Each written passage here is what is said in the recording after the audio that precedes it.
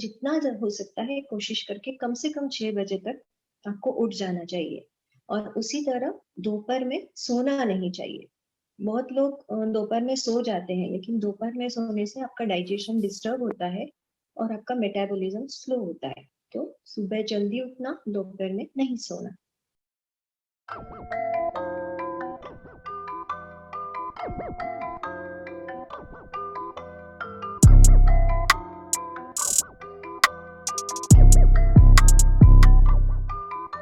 चार पांच बातें मैं आपको बताना चाहती हूँ कि जो वो अगर आप अपने दिनचर्या में शामिल करेंगे तो वो आपको इम्यूनिटी बढ़ाने में हेल्प करती है।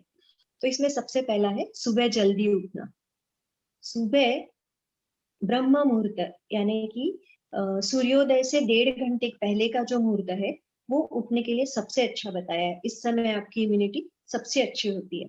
लेकिन प्रैक्टिकली अगर आप इतना जल्दी नहीं उठ सकते हैं तो एटलीस्ट 6 बजे तक आपको उठ जाना चाहिए। और इसका कारण ये है कि 2 बजे से 6 बजे तक शरीर में वात का प्राधान्य रहता है।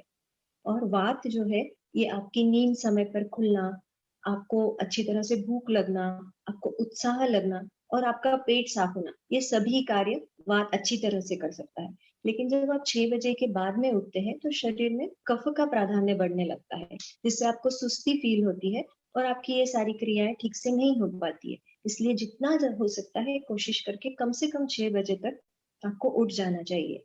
और उसी तरह दोपहर में सोना नहीं चाहिए। बहुत लोग दोपहर में सो जाते हैं, लेकिन दोपहर में सोने से आपका डाइजेशन डिस्टर्ब होता है और आपका मेटाबॉलिज्म स्लो होता है। तो सुबह जल्दी उठना, दोपहर में नहीं सोना। इसके बाद आता है नस्य। नस्य यानी इसके लिए श्लोक है, नासा ही शिरसो द्वारम। मतलब आपके ब्रेन तक अगर आपको पहुंचना है तो वहां पहुंचने का सबसे पास का रास्ता नाक से होकर जाता है।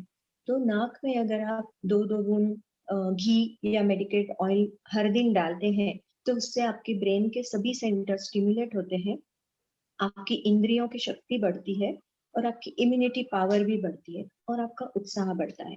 इसके बाद एक आता है अभ्यंग स्नान। अभ्यंग का अर्थ कोई जानता है?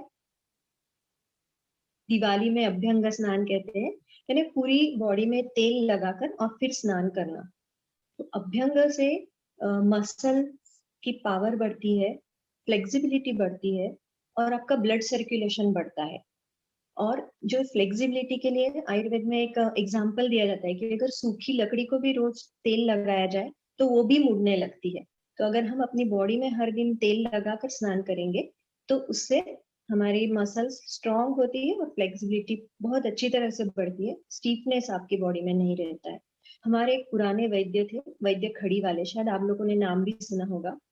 वो जब 80 साल के उम्र के थे उस समय वो सीढ़ियों से लुढ़कते हुए पूरा नीचे आके गिरे। और जो देखने वाले थे उनको लगा था कि अब उठ भी नहीं सकेंगे, लेकिन वो एकदम उठ के नॉर्मल इंसान की तरह चलने लगे। तो जब उनसे इसका राज पूछा गया तो उन्होंने कहा कि मैं हर हर दिन आधा घंटा तेल लगाकर ही स्नान करता हूँ और इसीलिए 80 साल के उम्र में भी मेरी हड्डियां और मांसपेशियां इतनी मजबूत है कि मैं इतने ऊपर से गिरने के बाद भी मुझे एक खरोच तक नहीं आई। इससे आप अभ्यंग का महत्व समझ सकते हैं। इसके आगे है एक आता है पादाभ्यंग और शिरोभ्यंग। पादाभ्यंग यानी रात को पैरों में तेल से या घी से मालिश करना या सिर में मालिश करना। तो इसके दो फायदे होते हैं।